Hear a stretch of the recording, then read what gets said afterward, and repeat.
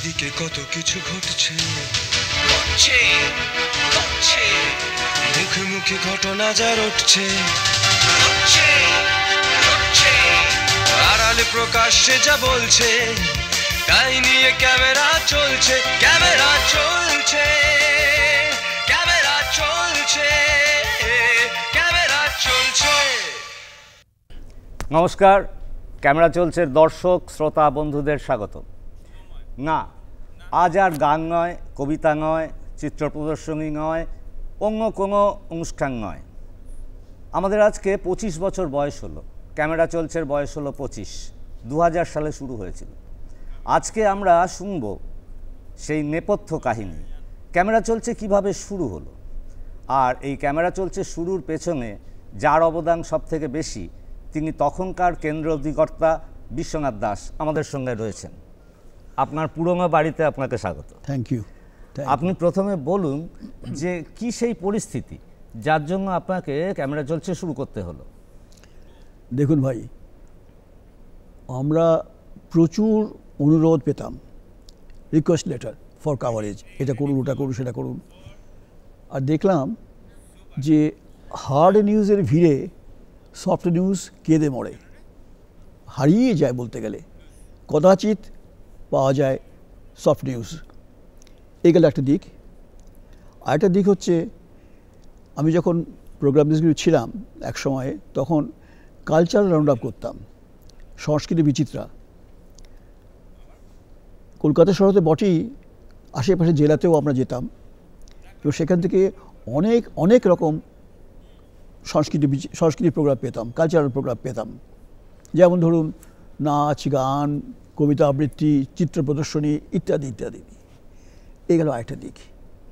মূলত এই দুটো দিক নিয়ে এই ভাবনাটা এসেছিল। আর বোঝাই যাচ্ছে যে ডিরেক্টরের একটা নিজস্ব প্রোগ্রাম থাকা দরকার। নিজস্ব বলতে তার আত্মীয়স্বজন নিয়ে প্রোগ্রাম নয়, অর্থাৎ এমন কিছু অনুরোধ আসে যেগুলো নিকটজন থেকে আসে, অর্থাৎ আমাদের খুব চেনা আর দূরদর্শনের সঙ্গে যুক্ত আছে বহুদিন, তাদের সঙ্গে। তারা কিন্তু সেই সব অনুষ্ঠান করতে হয় মূলত উপরোধের জোরে। সেটাও একটা ভাবনা ছিল, সেটা কিন্তু প্রাধান্য পেত না। যার ফলে আমরা দেখতাম অনুষ্ঠানের মান যেন কখনোই পড়ে না যায়। বলো, নেক্সট কোশ্চেন কি আছে? আচ্ছা, আপনি যেটা বলছিলেন সেটা হচ্ছে যে অনেকের অনুরোধ থাকে, উপরোধ থাকে, সেগুলো ফেলতে পারা যায় না। তাহলে কি কোথাও গিয়ে ক্যামেরা চলছে অনুরোধের আসর হতে চলেছে, এরকম একটা ব্যাপার ছিল আপনার মাথায়? মোটেই না। আগেই বললাম যে সফট নিউজ একটা দিক, আর হচ্ছে কালচার রাউন্ড আপ, সংস্কৃতি প্রোগ্রাম, বিষয়ক প্রোগ্রাম। এই দুটো মিশ্রণ, ক্যালাইডোস্কোপ প্রোগ্রাম, ক্যালাইডোস্পিক ম্যাগাজিন প্রোগ্রাম। এর মধ্যে একটু একটু বেতার হয় না যে তা নয়, হয়েও যায়। শুরু তো করলেন, কিন্তু তারপরে সমস্যা কি দেখা দিল? সমস্যা হচ্ছে যে ওই যে উপরোধ বললাম, এমন সময় উপরোধ আসছে যে আমাদের এনজিডি সেকশন থেকে আসছে, প্রোগ্রাম সেকশন থেকে আসছে, সহকর্মীরা আমাদেরকে বলে, স্যার এটা করে দিন, ওটা করে দিন, সেটা করে দিন। তা আমি কী করলাম? একমাত্র মাপকাঠি হচ্ছে মান, কিছুতেই পড়তে দেওয়া হবে না। যখন তুমি যদি আমাকে অনুরোধ করো যে স্যার এটা করে দিন, আমি একটু হেসেও তো উড়িয়ে দেবো, যাকে স্মাইল ইট অ্যাওয়ে।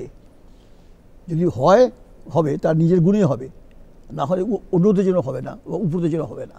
এই যে এত বড় একটা কর্মকাণ্ড শুরু হলো, তার পেছনে তো অনেকগুলো মানুষ থাকে, মানে যারা ফিল্ডে নেমে কাজ করে। কেউ রিপোর্টিং করছে, কেউ ভয়েস ওভার করছে। তো এই যে আপনার টিম প্রথম যেটা ছিল, সেটা কেমন ছিল? টিমটা খুব ভালো টিম ছিল। আমি চুজ করলাম অভিজিৎ ব্যানার্জি এবং সুকান্ত সেনগুপ্ত। এরা ছিল তখনকার দিনের প্রোডাকশন অ্যাসিস্ট্যান্ট। এরা যেমন উদ্যোগী, পরিশ্রমী, তেমনি বুদ্ধিমান এবং আমার মতের সঙ্গে মেলে যায়। অর্থাৎ আমার ব্যক্তিগত মত নয়, দূরদর্শনের মতটা এদের সঙ্গে খাপ খেয়ে যাচ্ছে। এই গেল একটা, গেলো আমার ভেতরের দিক। আমি এদের উপর রিলাই করতে পারতাম। আর একটা হচ্ছে যে একটা ডেডিকেটেড টিম আমরা তৈরি করলাম। কীরকম আমার মনে পড়ছে, যত তুমি মনে করে দিও 25 বছর আগেকার কথা তো, হিমাংশু হালদার, গৌতম বাগচি, বড়মাশিস ঘোষ রায়, তুমি, শুভময় দত্ত, আর যেন তাপস বিশ্বাস সেই মতো প্রয়াত হয়েছে নাকি, ঠিকই বলছি, আর একজন ছিল দেবাশিস বন্দ্যোপাধ্যায়। এই যে ডেডিকেটেড টিম, এটা সত্যিকারের একটা আমার নির্ভরযোগ্য টিম যাকে বলে, এদের উপর রিলাই করতে পারতাম। আমি জানি, মনে পড়ছে কলকাতা আছে, কলকাতাতেই এটা একটা গৌতম বাগচি করতো, এটা একটা গবেষণামূলক একটা অনুষ্ঠান করতো, বেশি না, শর্ট ডিউরেশন। এছাড়া আমার মনে পড়ছে যে অর্ঘ্য মুখোপাধ্যায় তখনকার নিউজ ডিপার্টমেন্টের, সে শেয়ার বাজার প্রোগ্রাম শেয়ার করতো, শেয়ার বাজারে কিছু তথ্যাদি সে শেয়ার করতো আমাদের সঙ্গে। সোনার উপর দর, হ্যাঁ, এই সব মিলিয়ে যেটা দর্শককে নেবে, দর্শক যেটা খাবে, আজকের কথায়, মিডিয়ার কথায় যেটা খাবে, অর্থাৎ যেসব জিনিসটা নেবে সেই সব জিনিসই আমি পছন্দ করতাম, সেটা চুজ করতাম। এই সহকর্মীরা আমাকে যেমন ভালো খবরও দিয়েছে, আবার অনেক উপরোধও করেছে। এই দুইয়ের মধ্যে একটা মিশ্রণ ঘটিয়ে করেছি আমরা। এই যে দর্শকদের কথা বললেন, দর্শক রিয়াকশন বা দর্শক প্রতিক্রিয়া কেমন ছিল? প্রতিক্রিয়া বলতে আজও সমান তালে চলছে। 25 বছর ধরে একেবারে প্রথম দিন থেকে, এমনকি শুনলাম যে কোভিডের সময়ও, আমি তখন ছিলাম না, কোভিডের সময়টা কাজ করেছি। আমি একটু আগে প্রযোজকের সঙ্গে কথা বলছিলাম যে ভাই, হোয়াই অনলি ক্যামেরা চলছে এই 25 বছর উদযাপন করা হচ্ছে, কেননা আদার প্রোগ্রাম যেমন যুক্তিতক্ক, যেমন কি হতে চাই, কথায় কথায়, রূপকথা, কত রকম প্রোগ্রাম, সে বলে শেষ করতে পারবো না। তো আমি জানতে পারলাম যে না, একমাত্র এই সব প্রোগ্রামের মধ্যে একমাত্র ক্যামেরা চলছে, এখনো নিরবচ্ছিন্নভাবে চলে আসছে এবং চলবেও হয়তো। এই হচ্ছে ব্যাপার। আপনি এরকম বলতেন, আমাদের মনে আছে যে অফিসে আমি কাউকে বসে থাকতে দেখতে চাই না, চেয়ারে কাউকে বসে থাকতে দেখতে চাই না, সবসময় ফিল্ডে থাকো। আপনি কি চেয়েছিলেন? দেখো ভাই, আমি যখন এলাম, কারোর উপর দোষারোপ করছি না ভাই, কিছু মনে করবেন না, ক্ষমা করবেন। এই স্টুডিও, বিরাট স্টুডিও, এটা খা করতো। ইনহাউস প্রোগ্রাম কোথায় এত লোক, এত আমাদের কারিগরি বিভাগে, প্রোগ্রাম অনুষ্ঠান বিভাগে এত লোক, এটা কি করবে, কি করছে?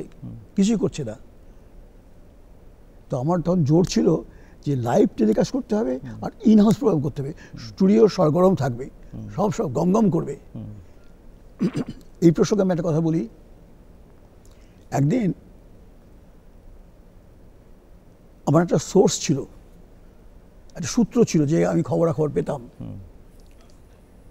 একদিন খবর পেলাম জনৈক ক্যামেরাম্যান সে ক্যান্টিন বসে নরক গুলজার করছে, চা খাচ্ছে, গল্প সল্প করছে। নরক গুলজার বলে খারাপ কিছু বলছি না, গল্প সল্প করছে। তা আমি তদানীন্তন ক্যামেরাম্যান গ্রেড 1 মিস্টার লুই, ওকে তলব করলাম, ডাকলাম, ওহে লুই, তোমার ক্যামেরাম্যান যে অমুক জায়গায় গিয়েছিল সে এখন কোথায়? স্যার আমি দেখছি। তোমায় দেখতে হবে না, আমি দেখছি, দেখো গিয়ে, ক্যান্টিনে বসে গুলজার করছে, নরক গুলজার করছে। এরপরে তার কি ডিউটি আছে? তো সে বললে যে স্যার আর কোনো ডিউটি নেই। তার মানে কি? আজকাল 7 ঘন্টা কি 7.5 ঘন্টার মতো একটা ডিউটি থাকে না? যে অফিসার বা কর্মচারী সবাইকে 7.5 ঘন্টা কি 8 ঘন্টা ডিউটি করতে হবে। তো সেই জন্য এখান থেকে রাইটার্স বিল্ডিং গেল, তখনকার দিন রাইটার্স বিল্ডিং গেল, বাস 8 ঘন্টা করে কাজ করলো, 8 ঘন্টা যেতে লাগলো, 1.5 ঘন্টা কাজ শেষ, ছুটি কখনই হতে পারে না। তুমি চাউল করে দাও, সব ক্যামেরাম্যানকে 7 ঘন্টা 8 ঘন্টা কাজ করতে হবে। কারণ আমি তখন ফেস করছিলাম নতুন নতুন প্রোগ্রাম করার ফলে অনেকে ক্যামেরা চাইছে। আপনি মাত্র যেটা বলছিলেন যে ক্যামেরা চলছে, ক্যামেরা তো জনপ্রিয় এখনও 25 বছরও। তার কয়েকটা উদাহরণ দিই। সেটা হচ্ছে সেই সময় রাতের ক্যামেরা চলছে চালু হয়েছিল, রাত 12টা থেকে ভোর পর্যন্ত। সারা রাতের কলকাতা কেমন হতে পারে? সেই সময় চালু হয়েছিল, যেটা বলছিলেন কলকাতা আছে, কলকাতাতেই কলকাতার প্রত্যেকটা রাস্তা, তার ইতিহাস, তার বিবরণ সমস্ত কিছু চালু হয়েছিল।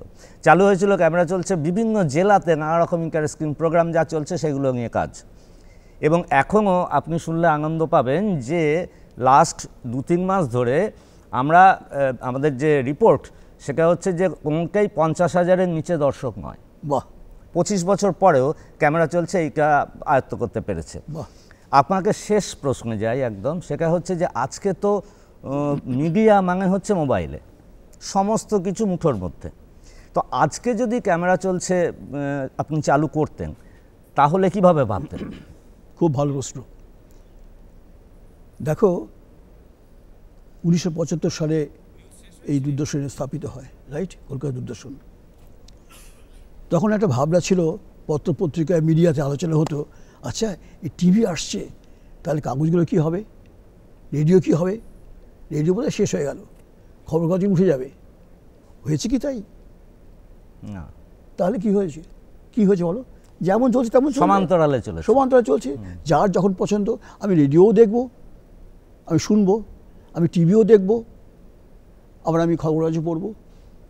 পাঠক, শ্রোতা, দর্শক সকলের সম্মিলন হচ্ছে এখন, তখন তাই হবে, তাই হতে থাকবে। আমরা আমাদের আলোচনার প্রায় শেষ পর্বে এসে পড়েছি। নিয়মিত দেখতে থাকুন ক্যামেরা চলছে, সোমবার থেকে শুক্রবার বিকেল 5টা 15 এবং রাত 10:30টায়। আর আমরা আপনাদের কাছে পৌঁছে যেতে চাই। কিভাবে পৌঁছবো? আমাদের একটু সাহায্য করুন, আমাদের মেল করুন ক্যামেরা চলছে gok2000@gmail.com। দেখতে থাকুন ক্যামেরা চলছে। নমস্কার।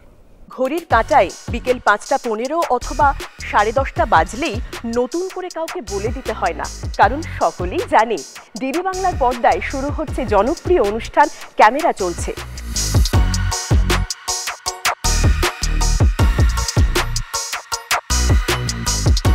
দেখতে দেখতে 25 বছর, সময়টা ছিল 2000 সাল। আছে সাইলেন্ট ফিল্ম প্রজেক্টর, সময়ের সঙ্গে বিবর্তিত মাইক্রোফোন, সারা বাংলার সাহিত্য, শিক্ষা, সংস্কৃতি সবকিছু নিয়েই টেলি ম্যাগাজিন। ক্যামেরা চলছে শুধু তাই নয়, রয়েছে নানান রকমের ইন্টারেস্টিং গল্প।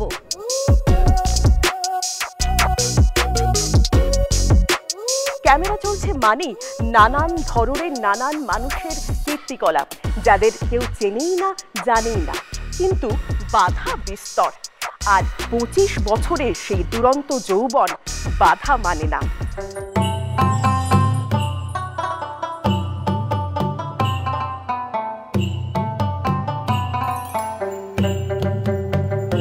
তাই দেখতে থাকুন ক্যামেরা চলছে দূরদর্শনের পর্দায় সোম থেকে শুক্র বিকেল 5টা 15 এবং রাত্রি 10:30টায়। চিঠি পাঠান এই ঠিকানায় ক্যামেরা চলছে .2000@gmail.com। কথা দিচ্ছি আমরা পৌঁছে যাব আপনাদের ঠিকানায়। পাখির মতো আকাশে ভাসছে মেয়ে, ঠিক পাখি নয়, পালক লাগছে ওকে, হালকা লাগছে কিন্তু হালকা নয়। ওর ভার মাপা যাবে না তো খালি চোখে।